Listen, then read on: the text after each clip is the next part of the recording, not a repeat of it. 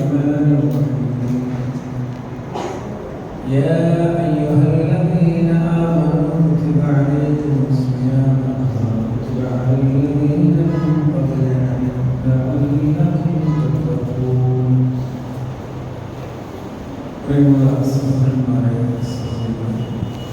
السلام عليكم ورحمة الله. സഹോദരന്മാർക്കും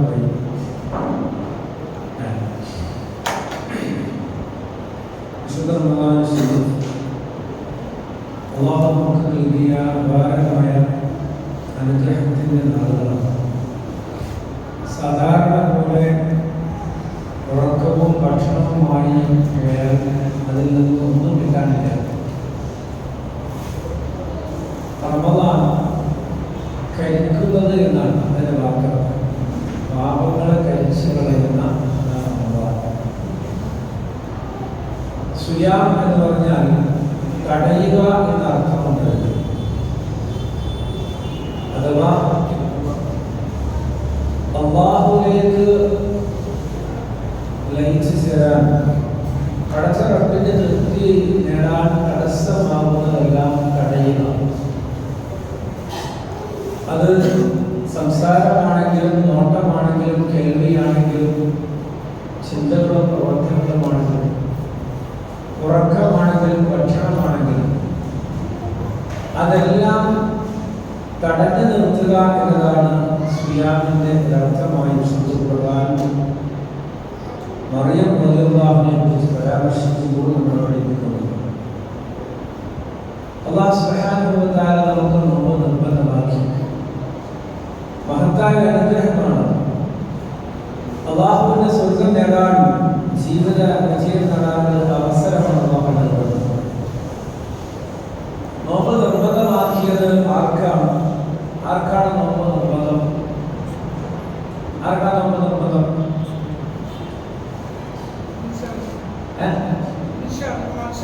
മനുഷ്യന്മാർക്ക്. ആർക്കാണ് നോമ്പ്?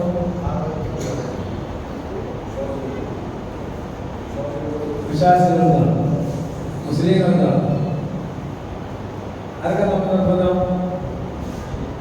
അങ്ങനെ രണ്ട് മൂന്ന് അഭിപ്രായങ്ങൾ വന്നു അല്ലേ?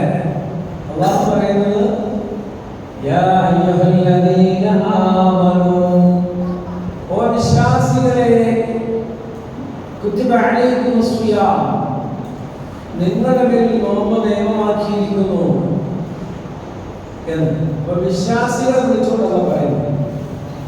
മുസ്ലിങ്ങൾക്ക് എല്ലാവർക്കും മുഅ്മിനാവാൻ പറ്റില്ല. മുസ്ലിം എല്ലാം മുഅ്മിനല്ല, എന്നാൽ മുഅ്മിൻ എല്ലാം മുസ്ലിമുമാണ്. അപ്പോൾ മുഅ്മിനാണ്, വിശ്വാസമുള്ളവർക്കാണ് നോമ്പ്. അവർക്കേ നോമ്പ് ശരിക്കും നോക്കാൻ കഴിയൂ. അല്ലാത്തവരുടെ നോമ്പ്, ഈമാനില്ലാത്ത നോമ്പ് പട്ടിണിയായി വരുന്നത്. കാരണം ആ നോമ്പിൽ പാലിക്കേണ്ടതൊന്നും അവർക്ക് പാലിക്കാൻ കഴിയില്ല എന്നതാണ്. അല്ലാഹു സുബ്ഹാനഹു വ തആല അവിടെ പറഞ്ഞത് മുഅ്മിനീങ്ങൾക്ക് നോമ്പ് നിർബന്ധമാക്കിയതാണ്. ഈമാൻകാർ എത്രയാണ്? എത്രയാണ് ഈമാൻകാർ? ഉറക്കപ്പോട്ടെ. 6 തീരുമാനിച്ചില്ലേ? സംശയങ്ങളും അവിടെ ഉണ്ടില്ല. ഈമാൻകാർ ആരല്ലേ? 5 അവിടെ വന്നു. അഭിപ്രായത്തിൽ വന്നു. എത്ര ഈമാൻകാർ? 6. 5 ആളുകളുണ്ട്. അതായത് അള്ളാഹുവിന്റെ വിശ്വാസത്തിൽ ഖലാഖിനെ കൂടെ ചേർത്തിട്ട് 5 പറഞ്ഞവരുണ്ട്. ഖലാഖ് വേറെയാക്കിക്കൊണ്ട് 6 പറഞ്ഞിട്ടുണ്ട്. ഏതായാലും പൊതുവായി നമ്മളത് പഠിച്ച മനസ്സിൽ ഈമാൻകാര്യന്മാരാണ് അവകൾ അറിയൽ ഫറദാണ്. ഈമാൻകാർ ആരാണ്? അറിയൽ നിർബന്ധമാണ്. ഫർദ് പറഞ്ഞ അർത്ഥം നിർബന്ധം. അപ്പൊ ഈമാൻകാർ 6 പറയാറുണ്ട്. കൈപ്പിടിച്ച നമ്മള് ഈമാൻകാർ ആരും പറയാറുണ്ട്. എന്താ മുഖാത്? ഈമാൻകാരുടെ എല്ലാവരും ശരിയല്ല. ഒന്ന്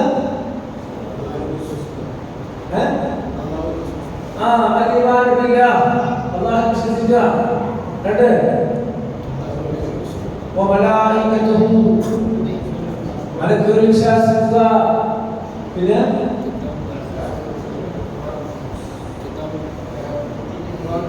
അല്ലാഹുവിന്റെ കിതാബിനെ വിശ്വസിക്കുക, പിന്നെ അവരുടെ റസൂലുമാർ അമ്പിയാക്കളെ വിശ്വസിക്കുക, പിന്നെ എത്രയായിപ്പോ 5 അന്ത്യദിനത്തിൽ വിശ്വസിക്കുക, വിശ്വസിക്കുക, വിധി വിലക്കുകൾ അല്ലാഹുവിൽ നിന്നാണ് എന്നുള്ള ഖദർ വിശ്വസിക്കുക. അപ്പോൾ ഈ വിശ്വാസമാണ് മനുഷ്യ ജീവിതത്തിന്റെ ഈമാന്റെ ഏറ്റവും കാതലായ വശം. എല്ലാം അടങ്ങുന്നതാണ് അല്ലാഹുവിലും അന്ത്യദിനത്തിലും വിശ്വസിക്കുക എന്ന്. അല്ലാഹു ആവർത്തിച്ച് പറഞ്ഞ കാര്യം അല്ലാഹുവിലും അന്ത്യദിനത്തിലും വിശ്വസിക്കുക. ഹദീസുകൾ ആവർത്തിച്ച് പറഞ്ഞ കാരണം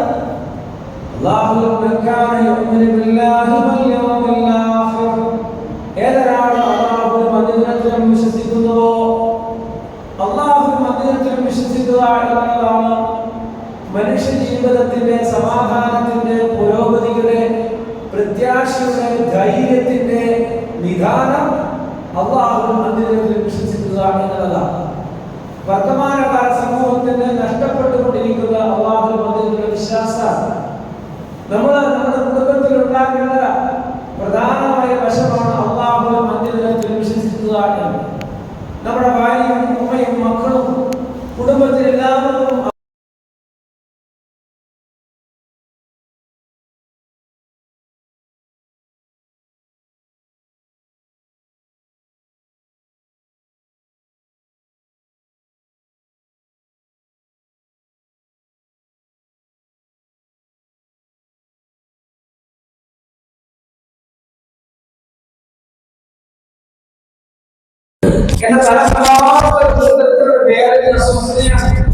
എന്താണ് അറിയോ? അതിനൊക്കെ കാരണം മനുഷ്യനാ. അള്ള പുറത്തു കൊടുക്കട്ടെ. ഞാൻ വേദന വരുമ്പോ അങ്ങനെ ഓർത്തു പോണത് അള്ള പുറത്തു കൊടുക്കട്ടെ എന്ന്. നല്ല മനുഷ്യനാ, പക്ഷെ എന്റെ തലയൊക്കെ തട്ടി വെച്ചാ മൂപ്പര്. ആര് വല്യമാന്റെ പുതിയാപ്പിള പണ്ടൊക്കെ എങ്ങനെയാണല്ലോ തല്ലാനുള്ള സാധനമുള്ള പെണ്ണുങ്ങള് മുമ്പൊക്കെ അങ്ങനെയല്ലേ. ആ വല്യമാനെ ദേശം തീർത്താണ്. വല്യമാന്റെ പണ്ടൊക്കെ നല്ല കൊട്ടുകൊട്ടി വല്യ പറയും, അന്ന് കിട്ടിയ കൊട്ടൊക്കെ മോനെ ഇപ്പോഴാണ് വേദനിക്കാൻ തുടങ്ങിയത്, തിരിച്ചു കൊട്ടാൻ തുടങ്ങിയത്, വല്ലാത്ത വേദനയാണ് എന്ന് പറഞ്ഞ ആ വല്യമ്മയുടെ കണ്ണുകൾ അറിഞ്ഞുണ്ട്. ഞാൻ പറഞ്ഞു, അമ്മമ്മ ഒരിക്കലും ഇനി മേലാൽ അങ്ങനെ പറയരുത്, അള്ളാഹു പുറത്തു കൊടുക്കട്ടെ. മരിച്ചുപോയി 30 കൊല്ലം കഴിഞ്ഞ് നിങ്ങളെ ഭർത്താവ് മരിച്ചിട്ട്. പക്ഷെ മനുഷ്യ ജീവിതത്തെ തെറ്റുകൾ എല്ലാവർക്കും പറ്റാം. പക്ഷെ ആ വല്യ പറയാണ്, അള്ളാഹു എനിക്ക് പുറത്തു തരണമല്ലേ? അതെ, പുറത്തു തരണം. അപ്പൊ ഞാൻ പുറത്തു കൊടുക്കണമല്ലേ? ഞാൻ പുറത്തു കൊടുത്തിട്ടുണ്ട്. പക്ഷെ ഇടയ്ക്ക് ഇങ്ങനെ ഓർമ്മ വരും, ഇങ്ങനെ പറയണതാണ് എന്ന്. അപ്പൊ ആ വേദന ഇങ്ങനെ കൈ കടയുന്നു, കാല് കടയുന്നു, തോട് കടയുന്നു, തലവേദനിക്കുന്നു. ഇതെല്ലാം പറയുമ്പോ വല്യമാന്റെ വായിൽ നിന്ന് വരുന്ന അള്ളാഹുവേ നിന്റെ സ്വർഗം തരണമേ, റമളാൻ മാസം വരാൻ പോവുകയാണ്. ആ റമളാനിൽ നോമ്പെടുക്കാൻ എനിക്ക് കഴിയില്ല റബ്ബേ. പക്ഷേ ആ റമളാൻ നമസ്കരിക്കാൻ, ആ റമളാനിൽ ഖുർആൻ ഓതാൻ ആ വല്യമാക്ക് കണ്ണിനൊരു കുഴപ്പമില്ല. 88-89 വയസ്സായി, ഇപ്പോഴും ഖുർആൻ നോക്കി ഓതും. എനിക്ക് ഖുർആൻ ഓതാൻ പടച്ചറബേ, എനിക്ക് റമളാനിൽ നീ ആയുസ് നീട്ടിത്തരണേ അല്ലാഹ്. ഞാൻ ജീവിക്കുന്നതിന്റെ അല്ലാഹുവേ നിന്റെ സ്വർഗത്തിന് വേണ്ടിയാ. 88-89 വയസ്സായ വല്യമ്മ വേദനകളെ കൊണ്ട്, പ്രയാസങ്ങളെ കൊണ്ട് ബുദ്ധിമുട്ടുമ്പോഴും അവരെ ജീവിക്കാൻ പ്രേരിപ്പിക്കുന്ന, അവർക്ക് ആശ്വാസം നൽകുന്നത് അല്ലാഹുവിനും പരലോകത്തിനുമുള്ള വിശ്വാസമാണ്. ഒരുപാട് ദുരിതം അനുഭവിക്കുന്ന മനുഷ്യന്മാർ, ഒരുപാട് പ്രയാസം അനുഭവിക്കുന്ന മനുഷ്യന്മാർ, അവരെല്ലാം തന്നെ ജീവിക്കുന്നത് അല്ലാഹുവിനും പരലോകത്തിനുള്ള വിശ്വാസം കൊണ്ടാണ്. ക്യാൻസർ കൊണ്ടൊന്നും ചെയ്യാൻ കഴിയാതെ മടക്കപ്പെട്ട രോഗിയെ കാണാൻ ചെന്നപ്പോ ആ രോഗി പറയുകയാണ്, മൗലവി, ഞാൻ ആരും കാണാതെ എന്റെ വീടിൽ ഞാൻ വാതിലടച്ചിരുന്നു കൊണ്ട് എനിക്ക് വേദന സഹിക്കാൻ കഴിയാതെ ഞാൻ ഉറക്കെ കരയും എന്റെ വേദന തീർക്കാൻ. അങ്ങനെ എന്റെ ഭാര്യയും വന്നുകൊണ്ട് എന്റെ കൂടെ കരയും, ഞങ്ങൾ രണ്ടാളും കരയും. പക്ഷേ ഞാൻ ഒരു കാര്യം പറയട്ടെ, ഞാനിപ്പോ ജീവിച്ചിരിക്കുന്നത് ഈ വേദന സഹിച്ചുകൊണ്ട് എന്റെ ജീവൻ എടുക്കാതെ ഞാൻ ജീവിച്ചിരിക്കുന്നത് എന്റെ റബ്ബിന്റെ കാരുണ്യം എന്റെ റബ്ബിന്റെ കാരുണ്യം റമദാൻ വരാൻ പോവുകയാണ്. എന്റെ റബ്ബിന്റെ കാരുണ്യം എനിക്കൊരു സുജൂദ് ചെയ്യാൻ കഴിഞ്ഞിരുന്നുവെങ്കിൽ ആ സുജൂദ് എനിക്ക് പരലോക സ്വർഗം നേടിത്തരുമല്ലോ. ഒരു റക്അത്ത് കൂടെ നമസ്കരിക്കാൻ കഴിഞ്ഞാൽ എന്റെ സ്വർഗം കിട്ടുമല്ലോ. ആ ഒരു പ്രതീക്ഷയാണ്. വേദനകളില്ലാത്ത, പ്രയാസങ്ങളില്ലാത്ത, ദുരിതങ്ങളില്ലാത്ത അല്ലാഹുവിന്റെ സ്വർഗം എന്നെ കാത്തിരിക്കുന്നുണ്ടല്ലോ. ഞാൻ എന്തിന് പിന്നെ നരകത്തിലേക്ക് പോകണം? ആ ക്യാൻസർ രോഗിയെ ആത്മഹത്യ ചെയ്യാതെ ചിലപ്പോൾ എനിക്ക് തോന്നാറുണ്ട്, ഈ വേദനയുടെ ഗുളികയെല്ലാം, ഈ ഉറക്ക ഗുളികയെല്ലാം ഒന്നിച്ചെന്ന് കഴിച്ചെന്ന് അവസാനിപ്പിച്ചാണോ? അപ്പൊ എന്റെ മനസ്സ് പറയും, എന്നെ കാത്തിരിക്കുന്ന വേദനയില്ലാത്ത സമാധാനമുള്ള അല്ലാഹുവിന്റെ സ്വർഗമായിരിക്കെ ഞാൻ എന്തിനെന്റെ ജീവിതം അവസാനിപ്പിക്കണം? അങ്ങനെ മനുഷ്യന് ജീവിക്കാൻ പ്രത്യാശ നൽകുന്ന പരലോക വിശ്വാസം, അതെ, കടൽ കൊണ്ട് എല്ലാം പൊളിഞ്ഞു പാപ്പറായി ഒരുപാട് ആളുകൾ ഇങ്ങനെ ചോദിച്ചുകൊണ്ടിരിക്കുമ്പോഴും നാട് വിട്ടു പോകാതെ ആത്മഹത്യ ചെയ്യാന് കടൽ കൊണ്ട് പ്രയാസപ്പെടുന്ന സഹോദരൻ പറഞ്ഞു, എന്റെ റബ്ബാണ് എനിക്ക് കടം നൽകിയത്, എന്റെ റബ്ബാണ് എന്നെ കടക്കാരനാക്കിയത്. അതുകൊണ്ട് എന്റെ റബ്ബ് തന്നെയാണ് ഏറ്റവും വലിയ യജമാൻ, ഏറ്റവും വലിയ നിക്ഷേപവും ബാങ്കും എന്റെ റബ്ബിന്റെ കയ്യിലായിരിക്കെ ഞാൻ എന്തിനാണ് പിന്നെ ഒളിച്ചോടുന്നത്? ഞാൻ എന്തിനാ പ്രയാസപ്പെടുന്നത്? എന്റെ റബ്ബിലേക്ക് എന്റെ കടങ്ങളെല്ലാം വീട്ടിത്തരും. അയാൾക്ക് പിടിച്ചു നിൽക്കാൻ കഴിയുന്നത് അള്ളാഹുവിനും പരലോകത്തിനും വിശ്വാസമാണ്. അതുകൊണ്ട് തന്നെ ഈ ലോകത്ത് വന്ന എല്ലാ അമ്പിയാക്കളും സമൂഹത്തോട് പറഞ്ഞത്, അള്ളാഹു റസൂലുള്ളാഹി അല്ലാഹു പറയുന്നു, വമാ അർസൽനാ മിൻ ഖബ്ലിക മിർ റസൂൽ, ഓ നബിയേ, നിങ്ങൾക്ക് മുമ്പ് ഞാൻ പ്രവാചകരെയും നിയോഗിച്ചിട്ടില്ല. അവർക്ക് നാം വഹി നൽകാതെ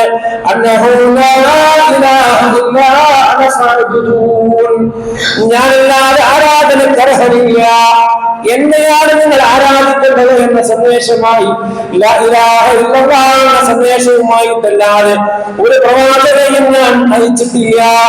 അപ്പൊ ഈമാന്റെ കാതലായ വശം,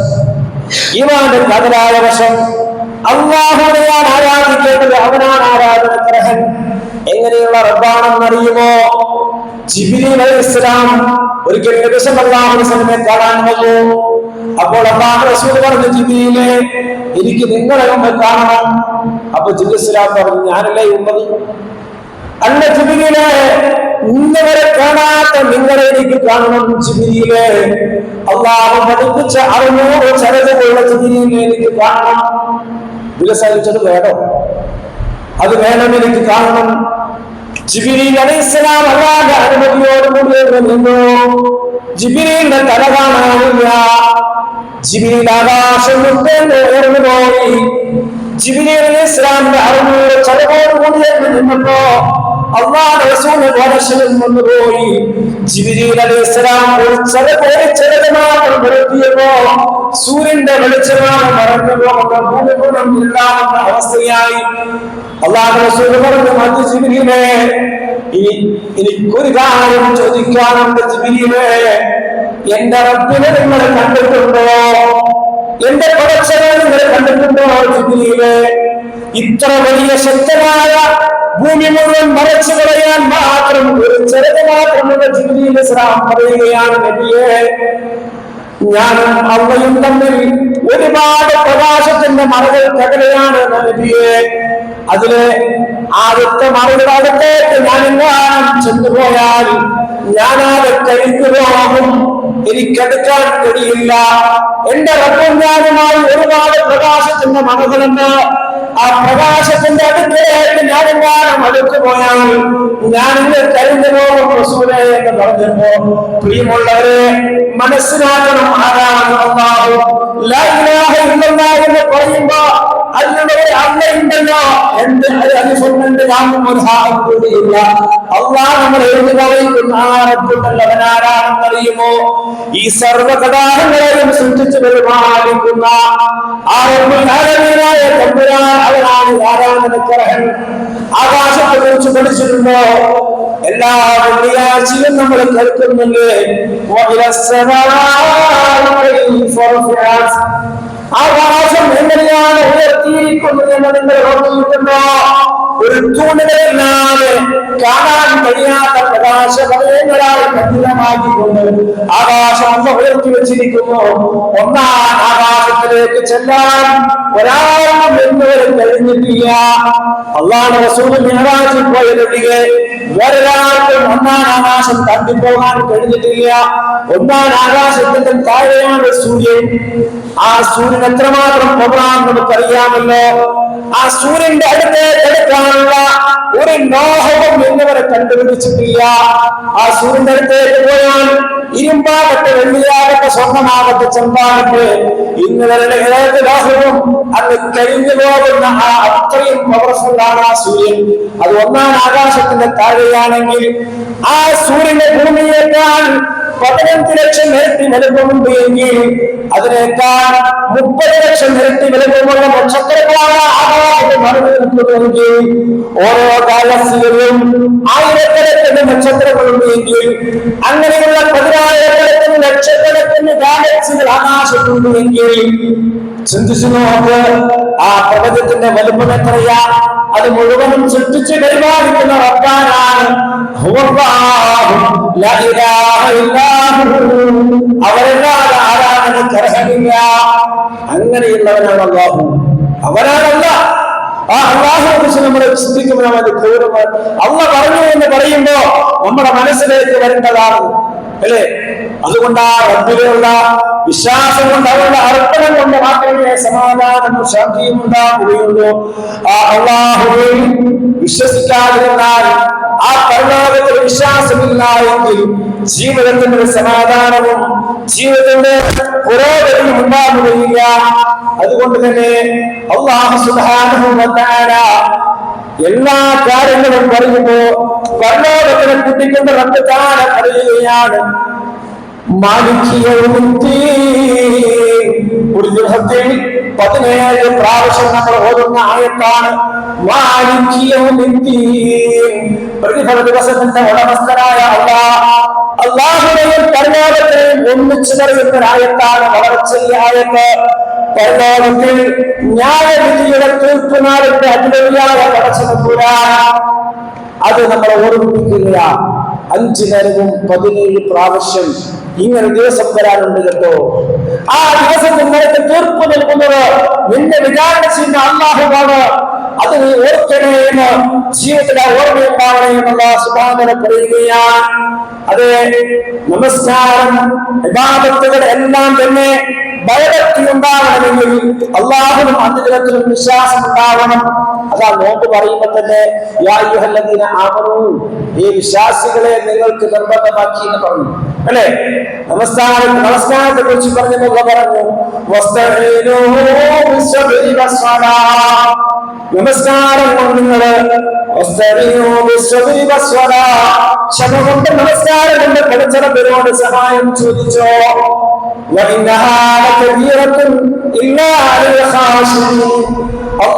ഭയപ്പെടാത്ത മുഅ്മിനീങ്ങളല്ലാത്ത മുത്തഖീങ്ങളല്ലാത്ത ആളുകൾക്ക് ക്ഷമിക്കുക എന്ന് പറഞ്ഞാൽ അവരെ കൊണ്ട് സാധ്യമല്ല.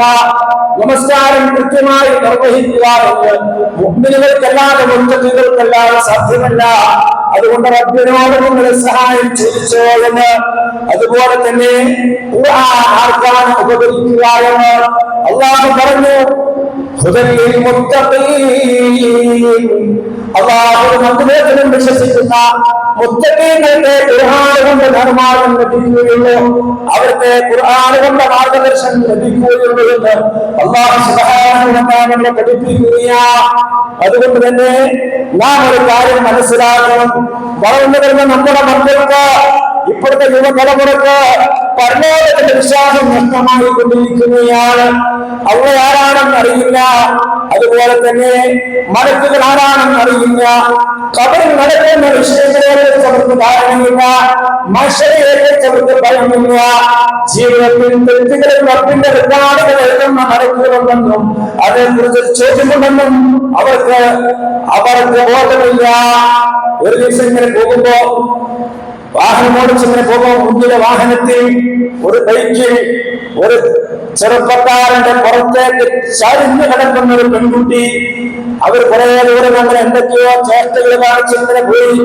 കുറച്ചു ദൂരം എത്തിയപ്പോ ആ പെൺകുട്ടി ആ ഓടുന്ന ബൈക്കിൽ നിന്നുകൊണ്ട് ബാഗിന്റെ സിബ് തുറക്കുകയാണ്. ആ സിബിൽ നിന്നൊരു സാധനം പുറത്തെടുക്കുക. എന്താണെന്ന് അറിയുമോ? അത് പർദ്ദയാണ്. ആ ബൈക്കിൽ തന്നെ ഇരുന്നുകൊണ്ട് പെൺകുട്ടി പർദ്ദയിടുകയാണ്. പ്രിയമുള്ളവരെ, എന്താണ് ഇതിന്റെ കാരണം? ആ പെൺകുട്ടി വീട്ടിൽ നിന്നിറങ്ങുമ്പോ ആ പർദ്ദ ഉണ്ടായിരുന്നു. പിന്നെ എപ്പോഴാ പർദ്ദ ബൈക്കിലായി പോയത്, എപ്പോഴാ ബാഗിലായി പോയത്? എന്താണ് പർദ്ദ ബാഗിന്റെ ഉള്ളിലായതിന്റെ കാരണം? ആ പെൺകുട്ടിയുടെ മനസ്സിൽ എല്ലാം കാണുന്ന റബ്ബിനെ കുറിച്ച് ഭയമില്ലാതായിരുന്നു കാരണം. സൂറത്തുൽ ലുഖ്മാൻ അല്ലാഹു പറയുന്ന ആയത്തുണ്ടല്ലോ, ലുഖ്മാൻ അലൈഹിസ്സലാം തന്റെ മകനെ ഉപദേശിക്കുന്ന ഒരു ഉപദേശമുണ്ട്. അല്ലാഹുവിനെ കുറിച്ച് പറഞ്ഞു കൊടുത്തതിനു ശേഷം ശിർക്ക് മഹാഅപകടമാണെന്ന് പറഞ്ഞു കൊടുത്തതിനു ശേഷം ലുഖ്മാൻ അലൈഹിസ്സലാം പറയുന്ന ഒരു വാക്യമുണ്ട്,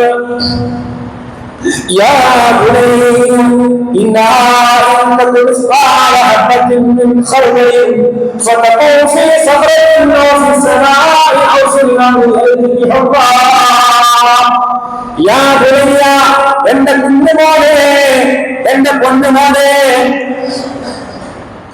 يا بني إنها إن تكن مثقال حبة من خردل ഓ പൊന്നുമോനെ, നീ കടുക് മണിയോളം ചെറിയ ഒരു തിന്മ, ചെറിയ ഒരു തെറ്റ്, അത് കോളേജിൽ പോയിട്ടാണെങ്കിലും ശരി, അല്ലെങ്കിൽ വേറെ എവിടെ ചെന്നുകൊണ്ടാണെങ്കിലും ശരി, അത് ഏതെങ്കിലും ഒരു പാർക്കിലോ അല്ലെങ്കിൽ വെള്ളക്കെട്ടിലോ അല്ലെങ്കിൽ ബാങ്കിലോ പാർക്കിലോ പോയി ഏതെങ്കിലും ഗുഹയുടെ അല്ലെങ്കിൽ പാറകൾക്കിടയിൽ വെച്ചുകൊണ്ട് നീ ഒരു ചിന്ത ചെയ്യാൻ, ഒരു കൊച്ചു മദ്യം കുടിച്ചാൽ, അല്ലെങ്കിൽ വ്യഭിചരിച്ചു കഴിഞ്ഞാൽ, അല്ലെങ്കിൽ ഡ്രഗ്സ് ഉപയോഗിച്ചാൽ, അല്ലെങ്കിൽ മറ്റെന്തെങ്കിലും പിന്നുകള് ഏത് പാറക്കെട്ടിൽ നദിയുടെ മറവിൽ പോവുകയും ചെയ്താലും, അല്ലെങ്കിൽ ആകാശത്ത് പോയി ഫ്ലൈറ്റിൽ പോകുന്ന സമയത്താണ് നീ ചെയ്തതെങ്കിൽ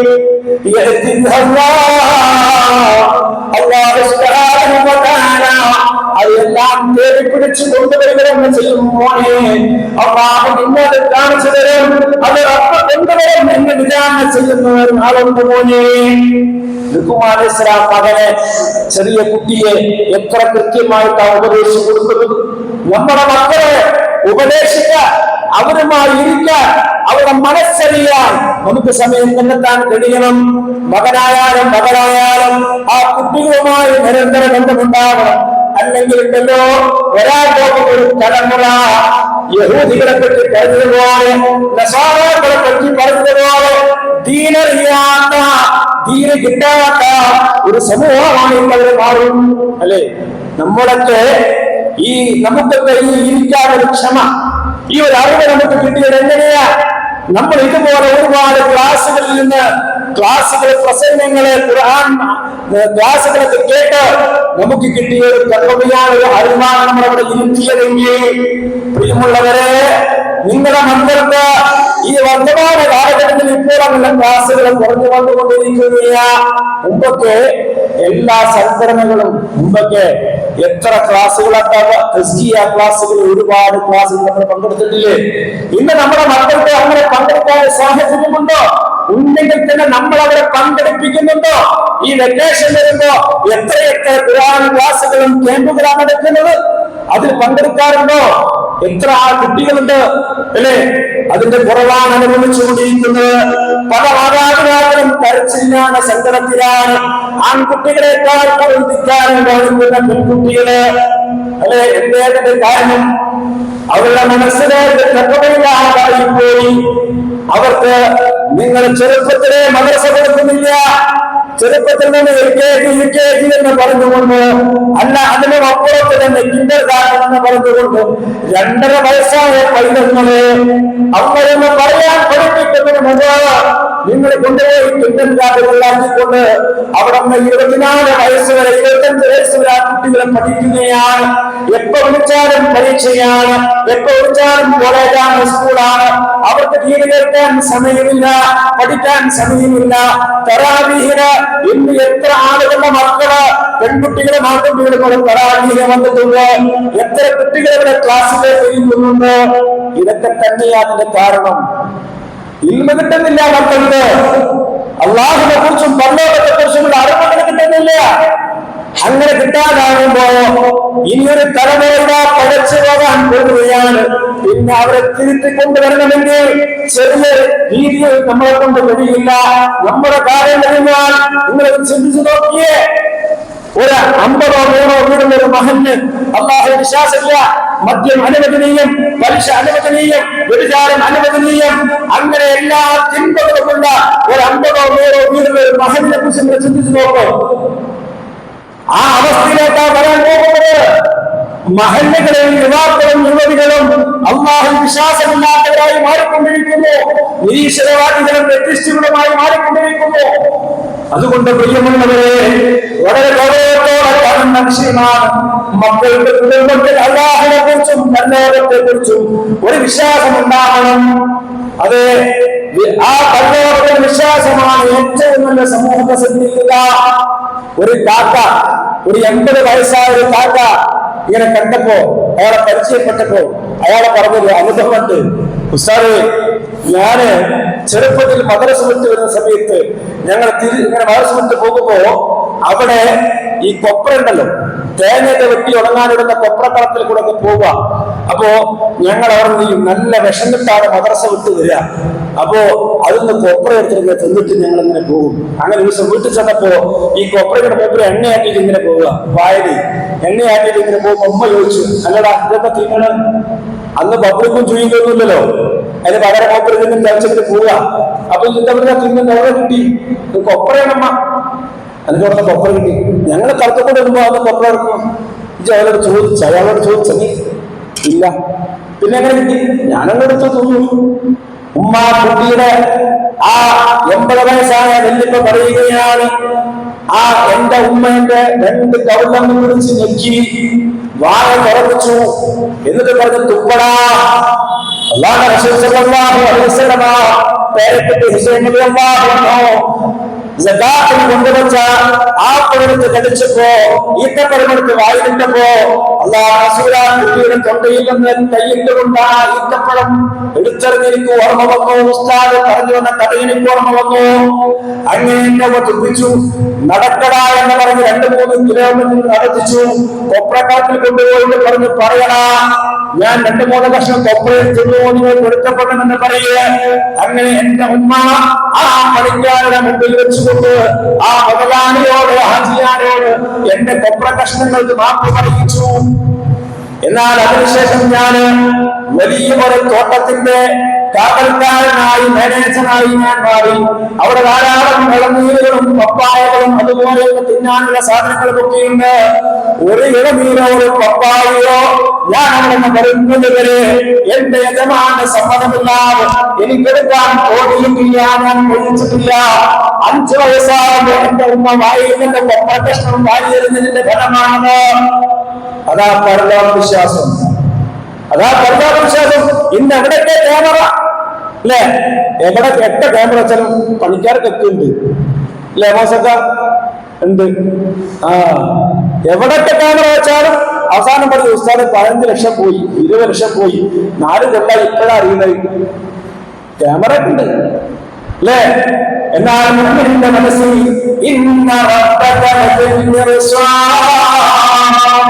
കുട്ടികളെ മദ്രസയിൽ നിന്ന് ഓടിപ്പഠിക്കുകയാണ്, അർത്ഥം പഠിക്കുകയാണ്, ഖുർആൻ ക്ലാസ്സിൽ വരുന്ന സഹോദരങ്ങളെ പഠിക്കുകയാണ്.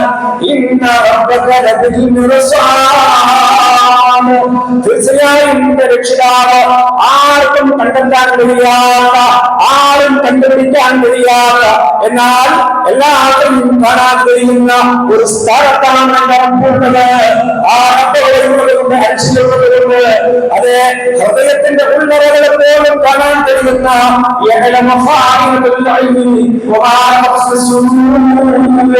നിന്റെ കണ്ണമാർഗങ്ങളും നിന്റെ മനസ്സിലുള്ള ചിന്തകളെ പോലും അറിയാൻ കഴിയുന്നവനാണ്. അതുകൊണ്ട് ഇന്ന ആയത്ത് പഠിച്ചത് മുമ്പിന് ഒരിക്കലും അവനൊരു ക്യാമറിന്റെ ആവശ്യമില്ല. അവനൊരു ക്യാമറിന്റെ ആവശ്യമില്ല. അവന്റെ ക്യാമറ ആവശ്യന്റെ മുകളിലുണ്ട്. ആ ക്യാമറ അവനെ വീക്ഷിച്ചുകൊണ്ടിരിക്കുന്നുണ്ട്. അതെ, പഠിച്ചവന് വിശ്വാസമല്ല, പരലോകത്തിൽ വിശ്വാസം എടുത്തിനെ സത്യസന്ധനാവാൻ കഴിയുന്നു. അങ്ങനെയുള്ളവരുടെ മാതാപിതാക്കളെ സംരക്ഷിക്കാൻ കഴിയും. അതുകൊണ്ടല്ലേ അല്ലാഹു റസൂൽ പറഞ്ഞത്, ഏതൊരാളെ അല്ലാഹു അദ്വൈതത്തിൽ വിശ്വസിക്കുന്നുവോ നല്ല വർത്തമാനം പറയുന്ന അല്ലാഹുവും പരലോകത്തിലും വിശ്വാസമുണ്ടോ? നീ നല്ലത് പറഞ്ഞോ, അല്ലെങ്കിൽ നീ വായമോദിയുന്നോ? അതെ, നാവ് നന്നാവണമെങ്കിൽ, സംസാരം നന്നാവണമെങ്കിൽ പഠിച്ചവരെയും പണ്ഡിതനെയും ഇതൊക്കെ ചോദ്യം ചെയ്യുമെന്നൊരു ഭയം ഉണ്ടാവണം. അതുപോലെ കുടുംബബന്ധം പാലിക്കണമെങ്കിൽ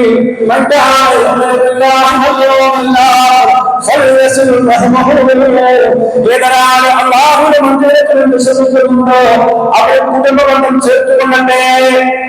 അപ്പൊ കുടുംബബന്ധം ചേർക്കണമെങ്കിൽ അല്ലാഹു അന്ത്യത്തിൽ വിശ്വാസമുള്ളവർക്ക് കഴിയും. അല്ലാത്തവർക്ക് വിട്ടുവീഴ്ച ചെയ്യാനോ ക്ഷമിക്കാനോ കുടുംബബന്ധം മുന്നോട്ട് കൊണ്ടുപോകാൻ കഴിയില്ല. അവരെല്ലാം കുടുംബങ്ങളുമായി തെറ്റിലും കണക്കിലുമായിരിക്കും. അതുപോലെ തന്നെ അയൽവാസികളെ കുറിച്ച് പറഞ്ഞപ്പോഴും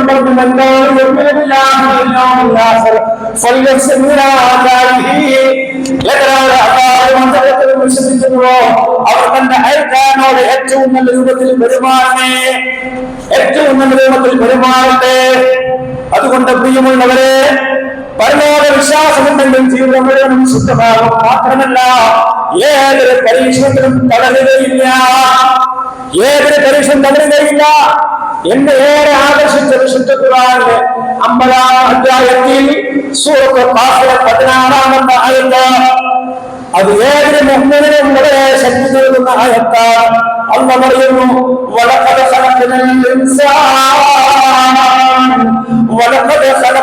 ഇൻസാൻ, തീർച്ചയായും അവർ മനുഷ്യനെ സൃഷ്ടിച്ചിരിക്കുന്നു. ആരാണ് സൃഷ്ടിച്ചത്? അല്ലാഹുവാണ്. അതെ, സൃഷ്ടിച്ചത് അല്ലാഹുവാണെങ്കിൽ അവരെല്ലാം പറയുന്നവരല്ലേ? അല്ലാഹു പറയുന്നു, അവന്റെ എല്ലാ കാര്യങ്ങളും എല്ലാ ചലനങ്ങളും ഞാൻ അറിയുകയും ചെയ്യുന്നു. അവന്റെ മനസ്സിന്റെ ഓരോ ചലനങ്ങളും എല്ലാ കാര്യങ്ങളും ഞാൻ അറിയുന്നു.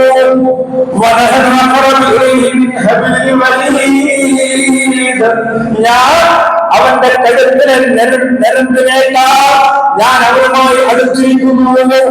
അതെ, ആരും സഹായിക്കാനില്ലാത്ത ആളുകള്, ആരും ശ്രദ്ധിക്കാനില്ലാത്ത ആളുകൾ പറയും, എന്താ കുറെ ജ്യേഷ്ഠന്മാർ അവരും ചെയ്തില്ല, അല്ലെങ്കിൽ കുടുംബക്കാർ ശ്രദ്ധില്ല, പള്ളിക്കാരെ ശ്രദ്ധിച്ചില്ല എന്ന് പറഞ്ഞുകൊണ്ട് ജീവനിൽ നിന്ന് അവരെ മാറിപ്പോയില്ല, നിരാശപ്പെടില്ല, അവരെ ആത്മഹത്യ ചെയ്യില്ല, അവർക്ക് യാതൊരുമാകുകയില്ല. കാരണം അവൻ പറയുന്നു, എന്നെ സൃഷ്ടിച്ചവരെ ശ്രദ്ധാവുന്നു, എന്റെ എല്ലാ കാര്യവും അറിവുണ്ടാവുമല്ലോ, എല്ലാം എന്റെ റബ്ബറിയുന്നുണ്ടല്ലോ.